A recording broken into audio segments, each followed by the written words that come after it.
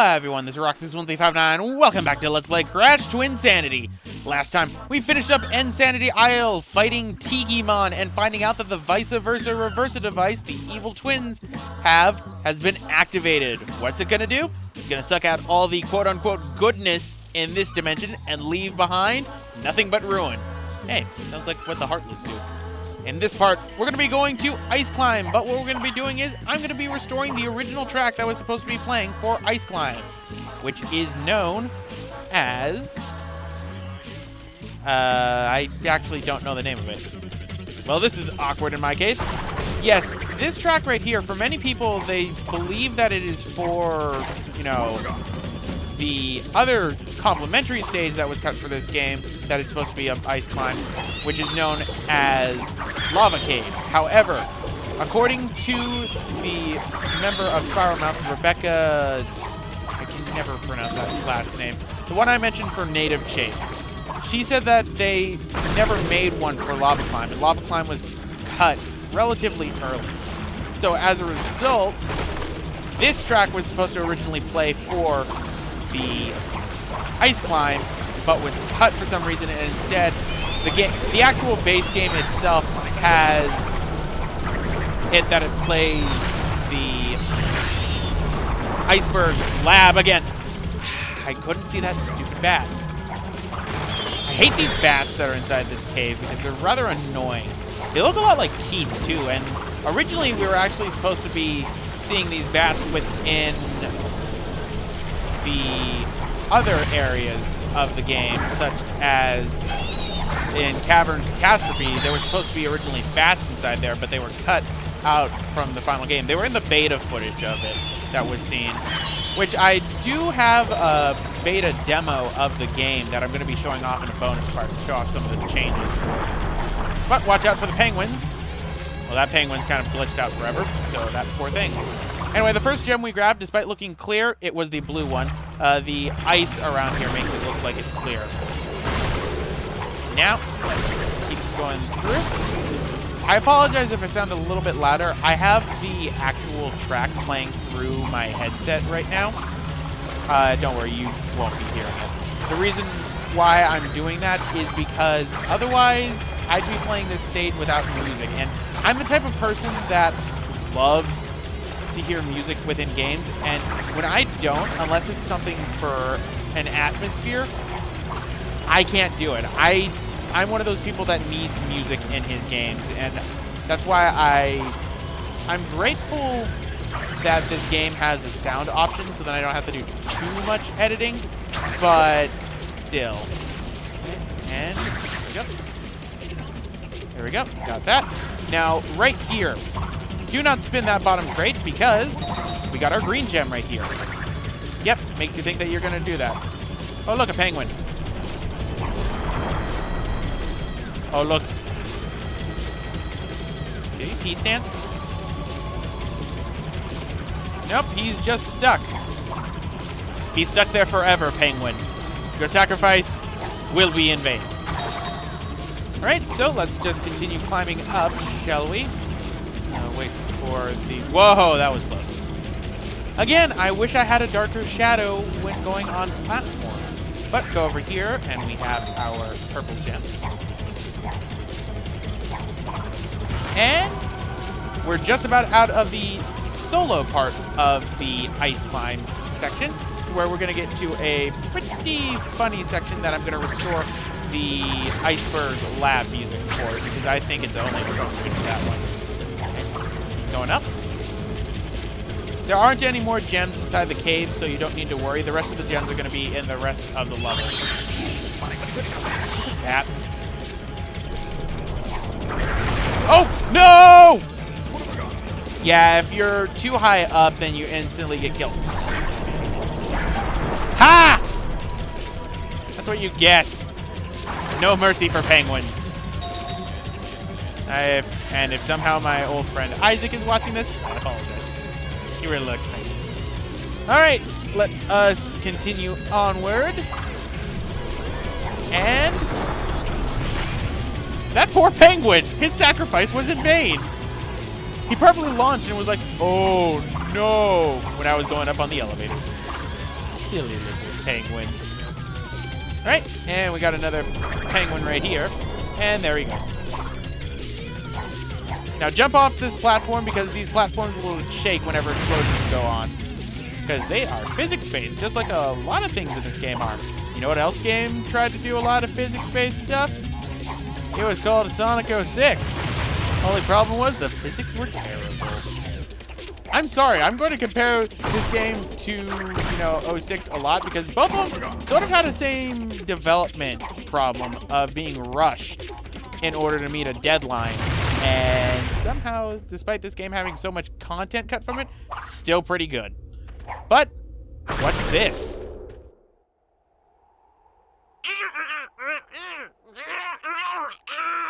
The check bounced. Are you sure? Well, the past few years have kind of been slow. Wrath of Cortex didn't do as well as we'd hoped, and... Fish?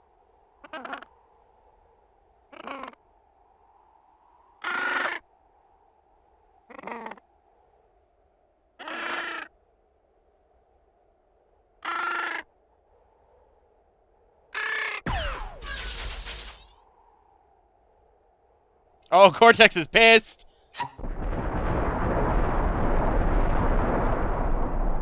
Well, that worked, so let's take Cortex with us and continue on forward, shall we? So, throw him over. And I just love that reference to the fact that Wrath of Cortex didn't sell as well as they had hoped. Because it is true. The developers for Traveler's Tale had hoped that Wrath of Cortex would have sold better, but it didn't. And, I mean, I still have to give them credit. It was only developed for a year, but it just didn't add too much. This game? Oh, it added so much more. Now what I'm trying to do is I'm trying to throw Cortex into that life right there because I want it. I want it! Bye, Cortex! Hi, Cortex! We're gonna keep trying. Okay, let's try and change our angle here. Now I'm probably putting back in the iceberg lab for this section because I find that ice climb doesn't really fit right here. I want that life! Okay, I'm getting closer. At least I know that. Screw it, we're not going after the life. I can save that for later if I need it. Okay, throw over. And let's have Cortex pull the switch and hopefully kill the bats. There we go. Cortex? Okay, I guess I'm killing the bats. There. Thanks, Cortex. Totally helped. Huh, that's odd. There's supposed to be 2 penguins that are right here. They didn't spawn. That's peculiar. Oh well, I'm not gonna complain. 2 less enemies. That's a good thing for me. Also, I love that they brought the cameras back from Crash 1 with like a lot more detail than beforehand. Right? And kill them. You know what I'm going to do? I'm actually going to restore the music to right here. So pretty much just go into the options. You can go into sound and just raise this back up. There we go. That's a lot better for me. Because, I mean, otherwise I'd be having to edit a lot more than I really need to. So, let's kill that. Kill that. Go right here. Ah, dang it. Oh, well, doesn't really matter. We're close to the end of this place. And we're actually going to be having our first deleted scene soon that I'm going to be inserting. Now, Crash Twinsanity has had a lot of things uncovered by people due to the disc. Well, on YouTube a couple of years ago, a user by the name of Fake Nina, who was one of the developers of the game, began to upload deleted scenes that were not on the disc itself. These ones hold credence because they're actually voiced by people such as Mel Winkler, the voice of Aku Aku, and Lex Lang, who is the voice of Dr. Cortex. So that's actually pretty cool, especially for some of the scenes that you will end up seeing that really would have shed light to a lot of different things within the game. but unfortunately were cut either due to time constraints or because it was just on the chopping room floor, according to Fake Nina, and they were just developmental ideas at the time, so they didn't have them fully realized. But, I mean, it sheds light to a lot of things, which is always cool. So, let us jump right here. One thing I still hate the most about whenever we have our Cortex and Crash combo, besides the fact that Cortex is doing his little dance, is that my jump is gimped. And I mean, it makes sense to gimp the jumps because technically Crash is holding on to Cortex as well, so he has Cortex's weight to deal with. And I mean, like, it makes sense. I just hate it because I like having free flowing control. But let's go over this way, and remember how in Totem Hokum we had to skip rocks? Well, I like to call this skipping Cortex. Right, and I'm gonna leave Cortex right there, so then I can go grab our gem. And with that, we are missing one gem, the red gem. Where was the red gem?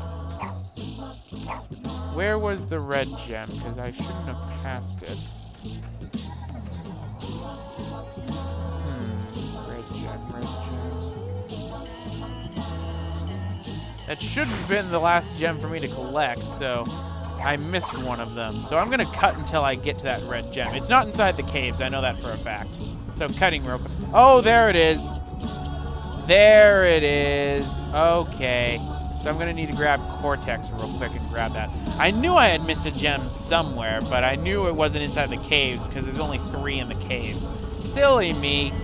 Alright, so let's wait for this to go all the way around. I don't want to kill myself or anything because when you end up dying right here, you have to go all the way through all these puzzles again, and that just be long and arduous. Which is why I'm going to be totally going through a good majority of these puzzles again to grab a gem. But I have my priorities. And my priorities happen to be shiny red stones. They're very shiny. Right? Under. Over. No, Cortex! Cortex, no! What have I got?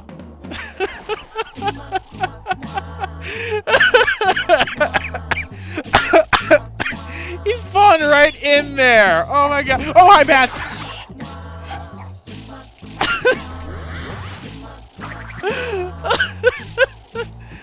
Alright, let's just throw Cortex down and grab the gem. Cortex will naturally grab the gems for you, so you don't need to worry. Well, I need to worry because I need to position this right so then Cortex doesn't overshoot. There we go. You got the red gem.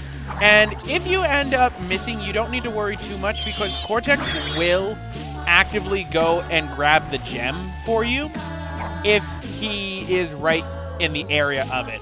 But there we go. Now we have all of the gems of Ice Climb in a rather hysterical way. I didn't think Cortex would spawn that way. I mean, my method was working just fine, Cortex. You did not need to commit suicide. Cortex. Okay, you spawned right there. Something's telling me that your spawn point just sort of messed up right there. And I mean, that's okay, I guess, but don't scare me like that. Don't scare me like that, Cortex. Anyway, the deleted scene is going to be added when I have to throw Cortex up there, so no worries. But let us keep going. Because Cortex is getting really antsy. You can see that because he just does not want to hold still. Right? So I have him there. Throw over. You know, part of me would like to think that this would be therapeutic, but it loses its luster after a while, I'm not gonna lie. Alright, and bring him over there. So, let's add in this deleted scene that was added onto YouTube by Fake Nina. Thanks again, Fake Nina. Lousy, stinking Bandicoot. Pull the lever, Cortex. Push the button, Cortex. Throw the switch, Cortex. I have a heart condition. Did Frankenstein throw his own switches? Did Jekyll push his own buttons? Oh, I'll do it. I'll do it. Oh, pathetic loser. Yep, pretty hilarious scene, don't you think? And one thing that I have to actually give kudos to the developers for is one thing that they actually programmed Cortex to do with his AI. Pretty much, it's for me to die. No, Cortex will actually, if he's stuck in an area and you throw him in the wrong area, say he gets clipped into the floor or something, he won't actively run forever if there is a switch or a lever nearby that you need to pull. He'll actually stop and then teleport back to you. So the developers programmed a failsafe for that. I like it when that happens, whenever developers program a failsafe for their mechanics. Because nothing is guaranteed 100%. I remember inside my Ratchet & Clank Up Your Arsenal LP, what ended up happening was we ended up seeing that Ratchet fell off the ledge when trying to use the hacker. And I was worried that he was going to be stuck in an infinite loop, but Naughty Dog, Insomniac ended up putting in a failsafe for Ratchet to where he'll stop moving after a while and you can regain control. That's something I like. It's something I wish more developers would do. Then again, I wish more developers would actually play test their games. But I guess beggars can't be choosers. So, let us go here and finish up the last of this level with a boss fight. This is definitely going to be its own part, hence why I ended up, putting this right here. So, throw Cortex through. And let us finish this up with a familiar face who we saw at the beginning of the game. Well, well, if it isn't Uka Uka.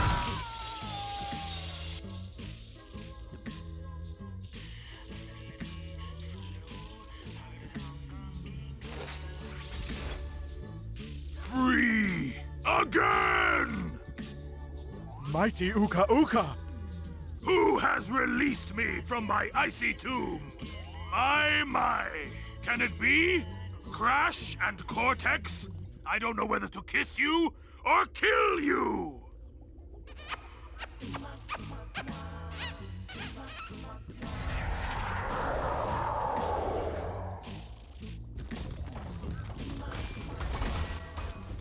Clearly he's only making an ice body to kiss us, right? No. No, he's not. So, it's time to fight Uka Uka in his ice body form. What we're going to have to do is we're going to have to throw Cortex at some switches, such as this one right here.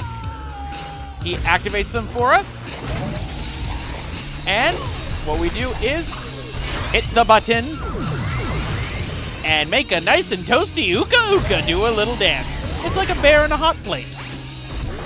Only, without the bear. And the hot plate. Oh, jeez. Oh, dang, he hit Cortex, so I ended up dying. I hate that so much, that when Cortex so much as gets hit, you end up pretty much losing everything. That's something I really don't like about this game. They really should have had it that Cortex was tied with me when he has Aku Aku. Or possibly Uka Uka. That would be cool. Well, then again, we'd also have to stop Uka Uka right now from trying to kill us.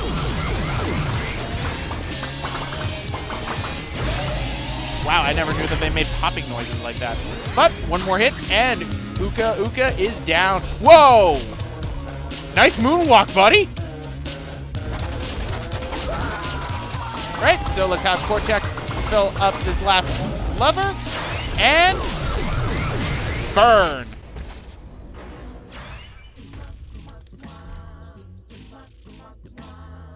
I shall return! Uka Uka, wait! An evil greater than even yours threatens to destroy this world. No! That's my job! Divided, we are but two magical masks. Join me, and together we shall defeat this evil infestation. I like a challenge. I accept. This should be fun! The Aku Uka brothers, together again. This way! All right. So that defeats Uka Uka, and he's decided to join our cause to defeat the evil twins. So, anyway, guys, I'm going to end it off right here. This This has been Roxas1359. Next time, I'm going to head off to Cortex's Iceberg Lab. See you guys next time.